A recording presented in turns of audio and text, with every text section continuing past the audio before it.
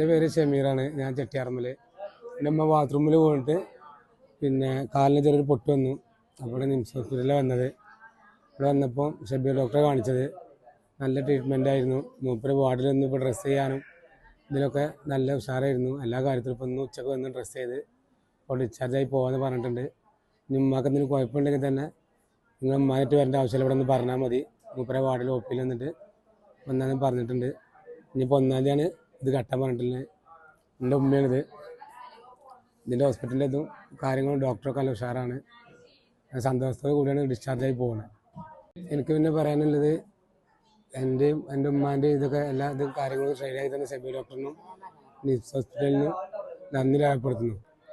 ഷബീർ സാറേ, ഞാൻ ഫാത്തിമയാണ്. ചെട്ടിയാർമ്മന്നാണ് വരുന്നത്. ബാത്റൂമിൽ വീണാണ്ട് കാലിന് ബോൾ വെച്ച് കമ്പി വെച്ച് കെട്ടിയതാണ്. സുഖമായി, നല്ല ചികിത്സയിന് അള്ളാഹിനോട് പ്രാർത്ഥിക്കണം.